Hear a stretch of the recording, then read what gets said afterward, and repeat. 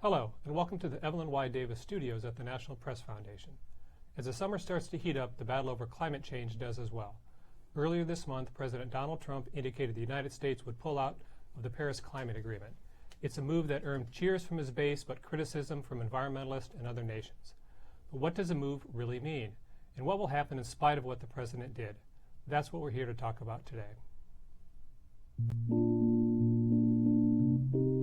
The National Press Foundation is a nonprofit dedicated to helping journalists cover complex topics with depth and accuracy.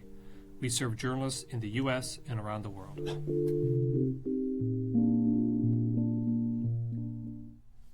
I'm Chris Adams, Director of Training at the National Press Foundation.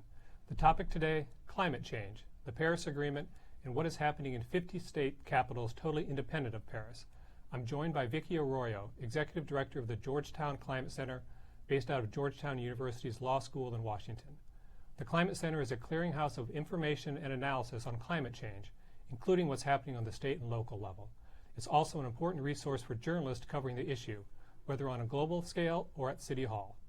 We'll talk about the politics of climate change as well as the resources available to journalists. And we'll be taking questions from reviewers. Tweet them at NatPress or submit a comment via Facebook. So Vicki, welcome. Thanks. Pleasure to be here. So we have a lot to talk about today, and we're going to be here for about 45 minutes, talking about the global politics involved to the action already being taken place on the state and local level.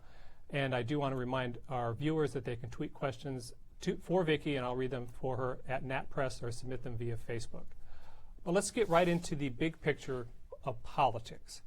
About 3 weeks ago, President Trump indicated that he would pull out of the Paris Climate Agreement, something he had promised to do on the campaign trail. And so very briefly for our viewers who are not up to speed on the agreement or this month's development, tell us exactly what the Paris Agreement was and then what the president did. So thanks for asking. The Paris Agreement actually was the culmination of decades of work. We actually have been part of something called the UN Framework Convention on Climate Change that's been around since 1990. And that was supported by the first George Bush administration, George H.W. Bush. It was ratified by the U.S. Senate. It was signed on to by pretty much every country in the world. And so to actually achieve the goal of that agreement of avoiding dangerous human interference with the climate system, protocols like the Kyoto Protocol and the Paris Agreement were actually putting more specificity behind that overarching UN Framework Convention. And the United States was a key player in these negotiations. President Obama and Hillary Clinton, you might remember, went to Copenhagen and decided to argue for a bottom-up approach whereby each country could figure out what worked best for them. And that was basically codified in the Paris Agreement. And for the first time, it brought both developed and developing countries together to make commitments that they felt they could achieve at home to try to stop warming well below 2 degrees Celsius from background historic levels, and to work on adapting to the consequences we're already seeing of climate change, and to support money to help developing countries both transition to a clean energy future, but also to adapt to the consequences of climate change. That happened in December 2015. It was unprecedented. The heads of state all around the world came together and agreed to this wonderful agreement, and it was going into force. And now he announced his intention to withdraw. It's not as simple as just saying that. Right. It does take some time. Okay, so it's fair to say you weren't a fan of the president's move. You had a recent piece in The Guardian, which we're going to throw that up there. But in that piece, you said, by abandoning the agreement, we are not only ceding global leadership, but also effectively renouncing our global citizenship. The U.S. is joining Nicaragua, which felt the agreement did not go far enough, and Syria, in the midst of a devastating civil war, as the only nations without a seat at the Paris table. As an American, I'm embarrassed and ashamed of this abdication of our responsibility, especially since the U.S. has been the world's largest contributor of carbon emissions over time. We've become a rogue nation. So tell us what you really think of this. Yeah, not to put too fine a point on it. I mean, I think it pretty much says it all. We really helped craft this agreement. We had supported the underlying Framework Convention on Climate Change. We had everything to do with the design of this bottom-up approach whereby countries sign up for what they can achieve. And our target was something that the Obama administration built on congressional legislation in order to get to the target that we had announced and Secretary Kerry had signed off on. And so for the U.S. to walk away from that table not just in the climate context, but in our other international diplomacy, I think will have serious ramifications in terms of our relationships all around the world. Okay, well, tell me a little bit about the timeline. I mean, the president announced this. I mean, given the way that a country has to interact with a negotiated agreement, you know, on, I think it was June 1st, is that when he said June 1st was the announcement. So, I mean, what exactly does that mean, you know, going out 6 months or 12 months? When do we effectively cease participating? Well, so technically, the agreement itself calls for 3 years from the time that you've signed on to it, which the U.S. had signed on in the previous administration, and then 1 year for that to actually take effect. So we can't really technically withdraw for 3 years, give notice then, and then 1 more year, which of course will put us pretty much at the next presidential election in November, 4 years from his election. But what he has done and can do is basically take the legs out from under it, and he's already started to do that. Some of the ways that we were going to achieve the targets that we signed up for were through things like the Clean Power Plan, which he's already rolling back, the car standards that we're going to go farther and further in the 2022 to 2025 time period. He's also asked Pruitt to take another hard look at that, and that will probably be rolled back. So effectively, we're really taking the legs out of our ability to achieve that target at the national level.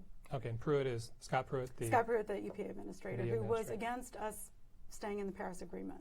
Okay, so you know, in that piece, you also mentioned the actions by several governors or mayors around the country who disagreed with the action. And we have a clip we're going to show here from the PBS NewsHour of California Governor Jerry Brown giving his state's perspective on this issue. So let's hear Governor Brown. He says this puts restrictions on the United States while the United States is reducing its emissions, while it lets other countries like China that continue to pollute more and more get away with doing that for years to come with no penalties.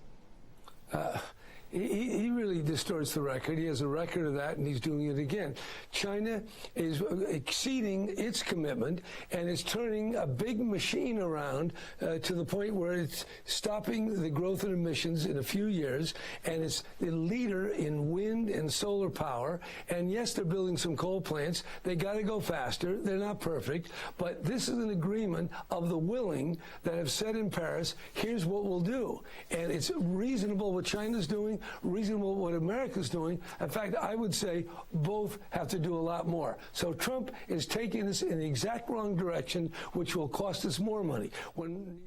So, I mean, what has been the reaction from other governors out there besides Governor Brown? So if you look at our website, we have statements so far from 17 governors from around the country, and that includes Republican governors like Kasich of Ohio, Governor Hogan of Maryland, Governor Baker of Massachusetts, Governor Scott of Vermont, who say that it's a bad move for the environment, it's a bad move for the economy, and that their states prove that we can actually have a clean economy and that's better for the clean environment and that's better for the economy, and vice versa. These things are mutually beneficial. They're not in opposition, as this administration would have you think. You're seeing a letter now that 12 states signed on to before he'd made the decision and announced it to pull out. Another 2 states, these happen to be a group of Democratic governors that signed on to this letter, but Governor Baker of Massachusetts and Governor Scott, of Republican from Vermont, signed their own letter that went into Secretary Perry at the Energy Department. So that was 14 governors on record before he pulled out. Since he's pulled out, 17 on their own Twitter statements, press releases, press conferences, press appearances like you saw with Governor Brown. We've also seen the announcement of coalitions, a U.S. Climate Alliance of governors with 13 governors, a We're Still In coalition that's much broader, that has governors, mayors, presidents of universities, and CEOs, over 1,000. In fact, it started with about 1,200. Now it's over 1,600. And so that really shows that across sectors, leaders are coming together and saying we're going to try to do our best without federal leadership to uphold the U.S. agreement. Okay, and those one of the resources that people can get and journalists can get at your website, at the Georgetown Climate Center website, are all these statements or these letters from the governors. I mean, there's a Correct. place on your homepage where you can actually find all the latest announcements from governors around the country. Correct. So, and that kind of gets to, I guess, one of the key dynamics going on right now. If the federal leadership on this issue is going to cease or pull back, what's happening on the state level? I mean, we have these statements from these governors, but I mean, what is happening on the state level to, what is Governor Brown in California going to do if the federal government's not going to do anything? So actually the states have been leaders in this clean energy space for some time, and a lot of their leadership on a global problem like climate change actually started when President Bush, W. Bush, walked away from the bargaining table at Kyoto. And so we saw under Republican Governor Schwarzenegger, California start to set its own targets and to meet them. You saw states in the Northeast and Mid-Atlantic band together to have the first ever cap and trade program for greenhouse gas emissions, for carbon emissions from the power sector, called RGGI, or the Regional Greenhouse Gas Initiative. That's been quite successful at reducing emissions by about half of 2005 levels in this region, while bringing in billions of dollars of revenue and saving consumers over $4 billion, I think, in electricity and fuel costs. So they're saying, look, we've already seen this to be a win-win. We want the federal government to act. We have to bring all the other states along, but in the meantime, we'll just keep doing our part.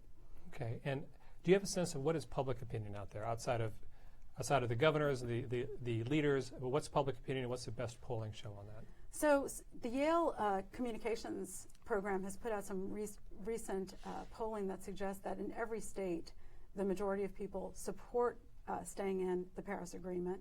That's also true of Trump voters. So it's across the country, the 50 states, across Republicans and Democrats, people who voted for Trump and not.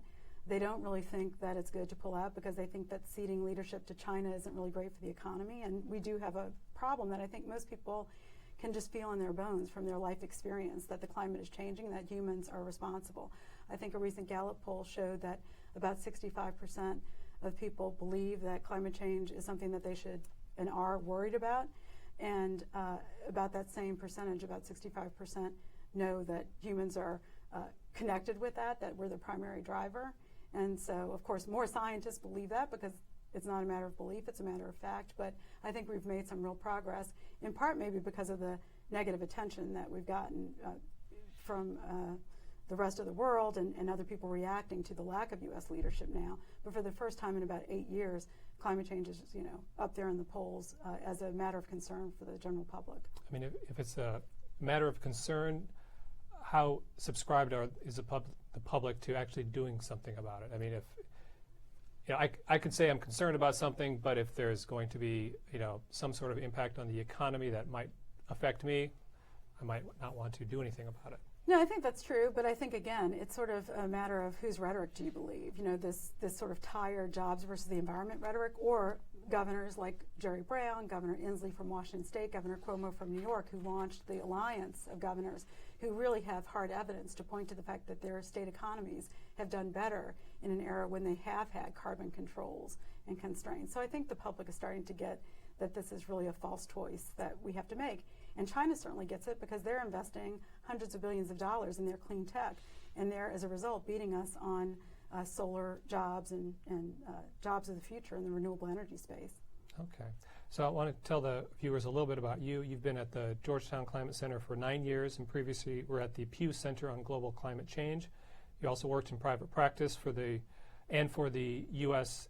Environmental Protection Agency and the Environmental Protection Agency or Department in Louisiana, which is your home state. Mm-hmm. We're going to talk a little bit about Louisiana in a bit. I hope you could tell me about the Georgetown Climate Center. What does it actually do? What's the mission? And we'll start to talk about what's available there for journalists. Sure. So we are somewhat different because we're not a traditional NGO. We're not a traditional think tank. We're not a traditional academic institute. But we are at Georgetown University Law Center, which has a number of centers and institutes, about a dozen or more of them. And I happen to actually have another hat where I'm assistant dean for a variety of centers, the Climate Center being one of them, probably one of the larger ones, along with one that's focused on health. Our mandate was really to start to help to serve the states who have been leaders, as I mentioned, for some years now, to inform the federal dialogue here in D.C. with the lessons from these leaders, but also to serve as a resource to those states.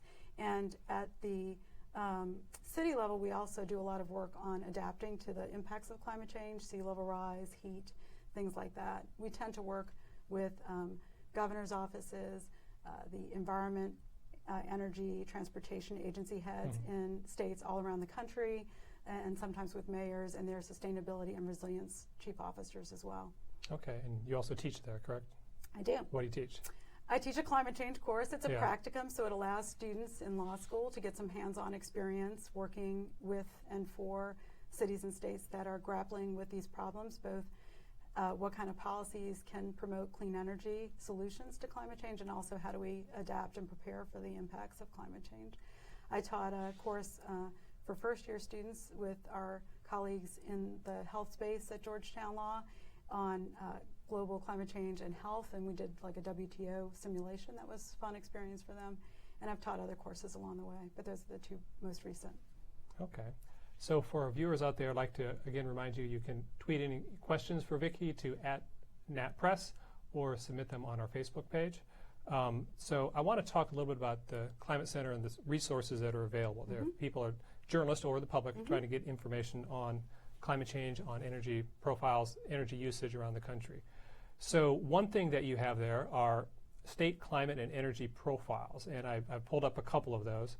One of those is my home state of Iowa, where you can see a breakdown of its sources of energy. So you can know, which states are heavy in coal and which states are using alternative forms of energy. And then you can see some time series data. So we should have a chart from Iowa here, and you can see the red line is coal, is going down. The green line is wind energy, which is going up substantially in Iowa. Iowa is now filled with windmills all over the state, and it's, I think, is one of the leaders in wind technology, in wind generation around the country. I think California's high and Texas is high. Texas is very high too, right? Right. And so then we can also see West Virginia. We have a chart from West Virginia, all coal all the time there. The red line is coal, and the lines down at the bottom that aren't going anywhere are natural gas, wind, solar, and the other forms of energy. So couple of quick questions. What's that information? Where does that come from? I mean, how's that developed, and what's the usage? What's the value of having it out there? Sure. So the source underlying that data is the Energy Information Administration as part of the DOE, but it's an independent agency that for many, many years has been the authoritative source for energy and electricity information. The State Energy Analysis Tool was developed around the time of the discussions around the Clean Power Plan, so it tends to focus on the electricity sector. And as you see, you can see the shifts that are happening in the renewables energy space. And Iowa's a great example because you see that they're producing a lot of wind, not just for use in state, but they're also able to sell some of that to their neighbors. They're also able to exchange renewable energy credits from Iowa to other states that might not be their neighbors. And so that's part of what's driving Iowa's renewable surge, along with RPS that is no longer with us, but it helped to start it in the late 90s, and some frankly modest tax benefits. But you see that it really does matter what policies people put in place, and certainly what the resource is, and there is a big wind resource in Iowa. Okay, now tell me about so we were looking at one particular state. There's also collective efforts out there by states, the Regional Greenhouse Gas Initiative. Tell us exactly what that is, how successful has it been, and are there some states out there that have actually made a meaningful dent in greenhouse gas emission, slowing their growth rates? Yes, many, in fact. So I mentioned earlier that the Regional Greenhouse Gas Initiative started when George Bush had stepped back from the Kyoto Protocol some time ago when he first was elected to office. And the governors, including several Republican governors, including Pataki and Romney at the time and others, joined forces to start to reduce carbon emissions from the electricity sector. And I think when they started, they might have thought that the feds would have, by now, stepped into that space, maybe with the federal climate bill, which we've seen tried but has failed. And in the meantime, they've actually not only met their original targets, but they've tightened their cap once. They're on the road to thinking about how to tighten it again. And at the same time, they've generated over $1 billion of revenues that they've plowed back into their local economies. So it served as a stimulus back in the days of needing a stimulus bill at the federal level, and it's helped to provide jobs that can't be exported, people who weatherize homes. It's reduced the home energy prices in those in those states. as the electricity bills actually come down, even with a modest price on carbon, because of the investment that people are making in changing the source of fuels, investing in renewables that are free fuels once you have them up, once you have the windmill up or the solar panels up, and investing in efficiency and weatherization. So that's just one of many examples. We have a report on our website that was featured at the Marrakesh climate negotiations last year, and it had 19 states, including states like Louisiana and other states that you might not think of as leaders, like California and the East Coast states, who really have started to bend down the emissions curve and invest in efficiency. Even that West Virginia slide, I was impressed to see that coal use is coming down. So it's not great that they rely so much on coal, but that's true globally, actually. We're seeing that in China and around the world. Coal is actually decreasing, and renewables are rising at a rapid pace. Okay. So the other thing I want to talk about the other thing that you guys offer information on are adaptation strategies, analysis on adaptation strategies, what cities and states can do and what they are doing. So for starters, give us a definition. What is adaptation? What is mitigation, and how widespread are those strategies? So when we work in climate change, we generally talk about what do you do to mitigate the problem, and by that we mean what do you do to reduce the emissions that are the large factor in climate change that we're seeing that's a result of human activity in the last several decades. When we talk about adaptation, we're talking about basically coping, but also hopefully better than coping, preparing for the impacts, and maybe building more resilient communities in other ways by adapting. So that could be infrastructure, that could be changes to the physical environment. It could also be changes in how we conduct outreach to vulnerable populations and take care of each other in a community. So we do work in a lot of these different areas, including looking at workforce development programs so that people who are local can be trained on jobs to do things like install green roofs, install urban trees that can provide shade, could provide recreational benefits to have green space, but also can absorb some of the stormwater that we're seeing from heavy storm events and absorb and deal with some of the heat that we're seeing from heat waves that are only going to be on the rise in an era of climate change. Okay, so how can people find out about these adaptation strategies from your center? So we have our own reports, but a lot of those reports and many other people's are on our website in an adaptation clearinghouse that you can actually just Google adaptation clearinghouse and it will come up, adaptationclearinghouse.org or .com, either way. And there are over 3,000 resources there, reports, tools, toolkits, entities like ours, but many others around the country who serve as support for those who are making decisions and trying to figure out where do they invest, how do they invest differently, how do they change their laws and policies with climate change in mind. So the Adaptation Clearinghouse is a really good place for folks to start. Okay, so let's talk about some adaptation strategies and some of that information. We'll look at your home state of Louisiana, and which recently updated its coastal master plan, and that coastal master plan included projections of sea level rise. It showed the coastal master plan showed what it looked like up through 2010.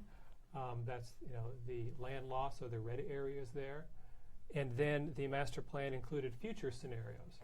So the future scenarios, one is a moderate scenario, one is the less optimistic scenario that show additional land loss areas.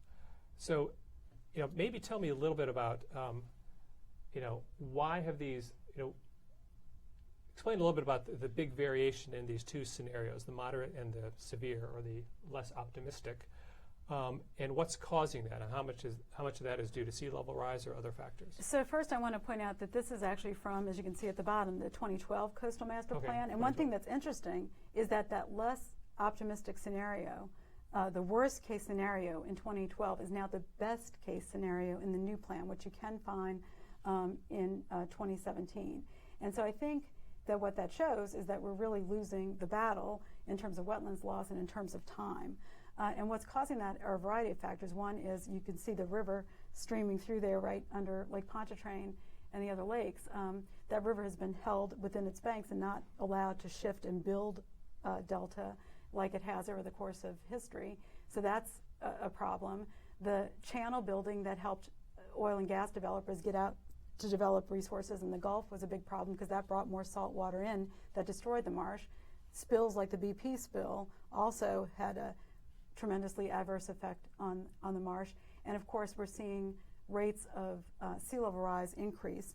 We've already seen about a foot of sea level rise in most places, but in Louisiana it's even more because the ground there is subsiding, in part because of all of what I just mentioned, holding the water back, not having the delta build up, some of the oil extraction that's literally causing the ground to compress, and now it's exacerbated by rising seas that we're all going to have to contend with as the glaciers melt and as Iceland and Greenland and Antarctica are affected as well. So New Orleans might seem very remote from that, but it's very much affected by what's happening at the poles. And what's the connection between, Hurricane Katrina was a failure of the levees there, but what is the connection between severe weather events like the hurricanes that we've seen in the last couple of decades and climate change? So for decades now, scientists have projected that if not the frequency of storms, the intensity of storms would increase because of climate change. And it makes sense when you think about the fact that why do they have a hurricane season, and why is that season being extended? Because it has something to do with the heat that the water is holding. And so as the atmosphere holds heat, so does the ocean, and that actually serves as the energy source, if you will, for powering those megastorms. And we did see some megastorms in 2004 and 2005 with the back-to-back hits of Louisiana, actually, of both Katrina and then just 3 short weeks later, Hurricane Rita and the devastating effect that it had. We don't see that every year, but in general, the storms are becoming more intense, and they also carry more precipitation. And that's true not just from a mega cyclone or hurricane, as we call them here, but just from day-to-day rainstorms. When it rains, it pours, as the expression goes, because the atmosphere holds more precipitation when it's warmer. Were the excessive rainstorms and flooding last year in Baton Rouge, Louisiana, is it possible to say those are connected to climate change, or is just one potential data point? Certainly things like that, where you're seeing, 1,000-year storms in places that have not had that kind of dramatic flooding. In Boulder a few years back, we saw that, they got in a day where they usually take half a year to get. Irene affected Vermont, an inland state, even though it's not coastal, and really tremendously wiped out their transportation infrastructure, left a lot of people without connection to the rest of their state. We're seeing those kind of heavy rain events, but we're also seeing, as we are seeing sadly in Portugal, extreme fire events from when there isn't rain, because there is an exacerbation of drought in arid areas, and along with forest management practices that could be better, you're seeing these fire storms that have never been seen before. So firefighters are having to find new ways to fight these firestorms because they're different from the old fires of the past. Okay, Irene, I've forgotten which storm was Irene. When was that? Irene was the year before Sandy. Okay. So I think it was 2010, and it sort of served as a trial run for the New York area for evacuating with Sandy, but it really affected more the rural areas of New York and Vermont more than it did the city. And then we, of course, saw Sandy and the devastation that wrought in New York and New Jersey the next year. Okay, so let's talk a little bit about politics of this, politics on the state level. So, on a national level, this is it's become a red-blue Democratic or Republican Democratic issue. And I'm curious about Louisiana. That's your home state.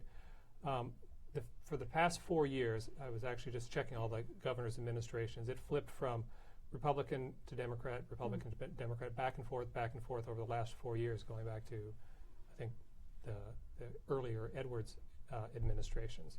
The governor you worked for started as a Democrat and became a Republican. Right.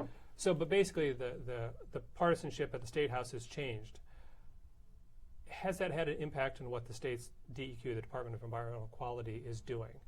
Has the different parties in the state house or in the governor's mansion made a difference? Well, and Jindal, I would say, did get a second term. So there was a big Republican regime in there that I think did pull away from some of the progressive policies of, I would say, the Roemer administration, but that goes way back. Interestingly enough, when I worked on Buddy Roemer's staff briefly and was at DEQ, almost 30 years ago, there was a governor's task force that the National Governors Association had on global warming. That was before we saw some of the impacts that we're all experiencing now. Now it would be hard to even get a NGA task force on Right. climate change or global warming because it's become more polarized and more partisan. In Louisiana, the parties mean different things. I will say that even if there's not a huge rush to talk about climate change of either prominent Democrats historically or Republicans, because the state has historically depended so much on oil and gas, you do see them focused on coastal restoration. You do see the coastal master plan that you spoke of in different administrations across party lines, accounting for the fact that that sea level rise is happening. They might not say where it's coming from, but they acknowledge that it's happening. And I did hear the current Governor Edwards, John Bell Edwards, the new Democratic governor, speak at a resilience conference recently, and he was saying we really do have to diversify the economy there and think about living with water like they do in the Netherlands and other places, and to have that expertise built up in New Orleans and in Louisiana so that we can actually export that to other places that are facing similar challenges from sea level rise. So, maybe not hitting climate change head on per se, but definitely willing to talk about the impacts that they're already experiencing. Okay, so how about some other states? I mean, tell me about some other states out there that are threatened by climate change and sea level rise already, or if things go a certain way over the next decade, they'll really be hurt. I mean, where are the hot spots? So, we're in a vulnerable spot in the mid-Atlantic because, like with the Gulf Coast, there's some subsidence, and there's also some higher experience of sea level rise in the mid-Atlantic states having to do with ocean circulation patterns. Mostly it's the coastal states. If you look at another resource that I'll make your viewers aware of, the State Adaptation Tracker, you'll see that there's 15 states with adaptation plans on the books, and they tend to be coastal states because that's often how they first experience it. Maryland has been a leader on these issues because they have a huge coastline that rivals California's if you stretched it all out. Florida was a leader under Governor Christ, but again, because the politics in recent years has had Republicans backing away from talking about climate change, it's not really doing as much under the current governor, Governor Scott. But counties within Florida are leading. Some of the southern counties around Miami are leading on this, both in terms of reducing their own carbon footprint and also planning with climate change in mind. They're elevating roads. I've just seen this myself recently in Miami Beach, where I was on a group visit from the Transportation Research Board of the country, and we were seeing places in Miami Beach where they're having to elevate their roads and bridges because of rising seas. And when we're talking about rising seas down in South Florida, I mean, how much has happened already in the last? I mean, give me the measurements. How much has happened, and over what time period, and what's projected to happen? Yeah, I mean, I'm not sure I can tell you precisely in Right. a particular location, but on average, I think that a lot of our coast has seen up to about a foot of sea level rise already. But we're on track to go much more than that in this century, anywhere from 3 feet to as much as 6 feet or more, according to some of the most recent projections. So the science actually that's been coming in on the ice dynamics, the melting of the ice sheets, the expansion of water that just comes from the earth heating, has actually gone in the direction of making us more alarmed, even as the political rhetoric has become more partisan and more in denial. And what it's shown us is that we have really underpredicted the rate of sea level rise in the past, and so people have to really start to account for that. Okay. Now, are there states out there that should be particularly aggressive on adaptation but aren't because of local leadership, maybe? Well, I mean, Florida, I think, is a good example again. I mentioned that they are on that chart as having a plan, but that predated Governor Scott's tenure. And they're a peninsula, they're right there in the Gulf, it's very hot, there's a lot to worry about. Some of the states that have been leaders include California. They have a comprehensive adaptation strategy that is being mainstreamed, if you will, across the different departments and agencies. Washington State is incorporating climate change consideration in their environmental planning statutes, so there are mini NEPA. I mentioned Maryland has been a leader, fostering things like living shorelines that will provide some buffer from storm surge of the future and from storm events and from sea level rise. Massachusetts has been good on these issues. But again, it does tend to be coastal states, and I would say if you're a reporter in the inland states, I think it's good to raise these questions because we're still seeing inland flooding along rivers often, sometimes the same rivers that have drought in other years. And those kind of extremes were predicted by the models, and we're seeing that to be the case in an era of climate change. Certainly drought affects people, and the heat waves that we're seeing, like what's happening in Phoenix, where planes can't even take off because it's 120 degrees Fahrenheit. I mean, these impacts are happening all around our country and the world, so people should be preparing for them. Okay, now one thing we haven't talked about here today I haven't asked the question, is climate change happening? I know what you think about that, but what I'd like you to put on a Trump hat for me. And what is the argument that they put out about what the science says right now, and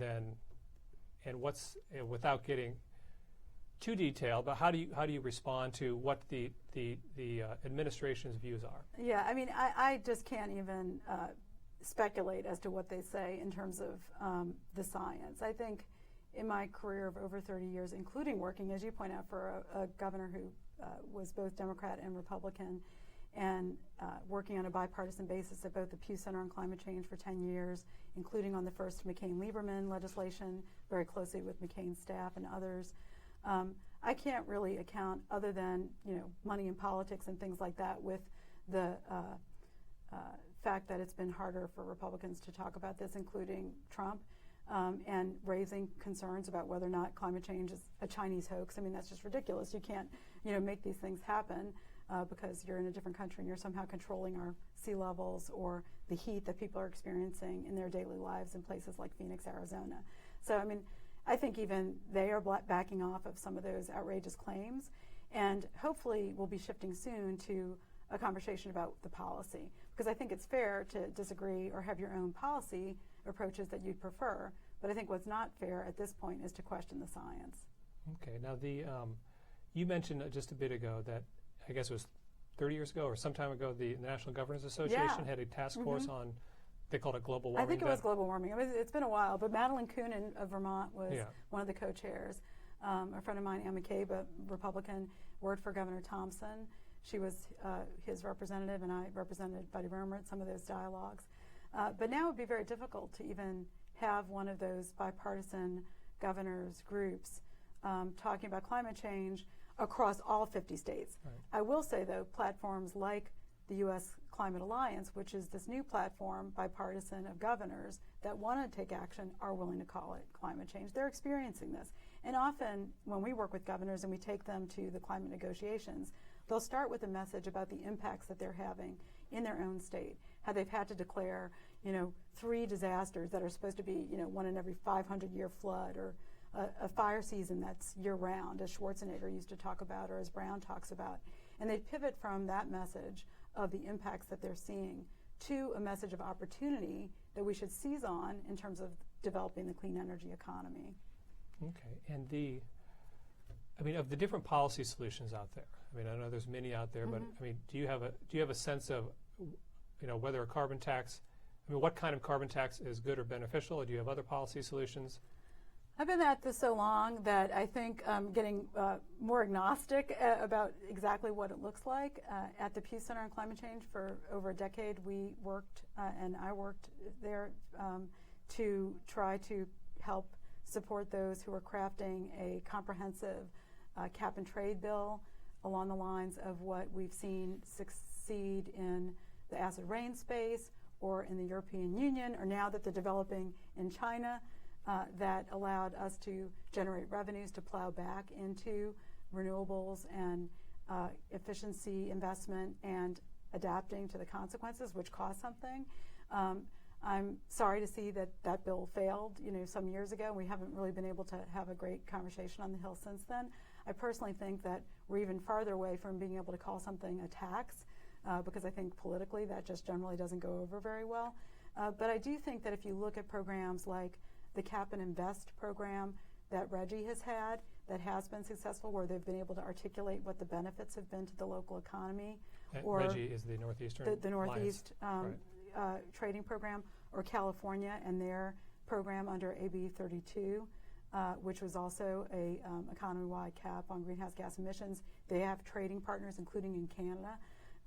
those are good examples of what I would see as a successful policy, and hopefully we could just scale that up over time.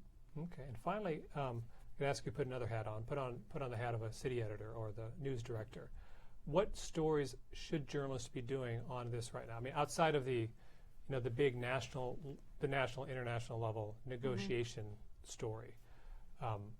What should reporters in local markets around the country, how should they be looking at this issue right now? I do think that starting with the impacts is a good place, because I think it's an undertold story, and I think it does help people understand something that's a global issue, but it really does have local ramifications that we're already living through. And so wherever you are, there is something that you can point to that is changing. I mean, it's clear that we're undergoing this rapid period of global environmental change, and it's caused largely by the human contribution of that through greenhouse gases and other activities. So to figure out what those impacts are and how that affects iconic species in your area or quality of life in your area, lakes that people fish on or swim in, I think that's a good starting point as an entry point to a conversation about what do we do about this, and that what do we do about this should include both how do we take steps to try to reduce maybe other harms to whatever that vulnerable species or lake is, because we have to try to address the climate impacts, but that's a global problem, so how do we maybe minimize that by taking some actions at home? But then also, how do we do our part as a community to contribute to this broader global problem? And you do see over hundreds of mayors stepping up on this, not just in our country, but around the world. Cities are where most people live. It's where a lot of emissions happen, so they can be part of the solution as well. Okay, and finally, at the Georgetown Climate Center, are there experts that you guys have on staff? I mean, outside of yourself, or can you point reporters to where they can find scientists or policy experts? Sure, absolutely. And so we tend to be, as I said, at the law school, more focused on law and policy changes, but I certainly have a lot of great contacts in science through various boards that I serve on and have served on, and through previous work. So I'm happy to connect people with scientists in your area. Your own universities near you, I think, are a good resource for that. Your state climatologist, but also some of the state land grant and sea grant institutions have experts. But we're happy to be a resource, certainly on any kind of legal or policy questions on either mitigation or adaptation. We'd be a great place to start. Our communications director is Chris Coyle, and his information is on our website, as are several of our other experts. We have about a dozen of us who work on both adaptation and mitigation. Okay, well, I think that's all we're going to need for you today. I really do appreciate your time very much. Thanks so much. Okay, and I want to thank you for joining us today from the Evelyn Y. Davis studios at the National Press Foundation, where we make good journalists better. Today we've heard from Vicki Arroyo, Executive Director of the Georgetown Climate Center, who gave us a fascinating overview of the politics and the reality of climate change. Find more webinars and reporting resources at nationalpress.org, and follow us on Twitter @NatPress.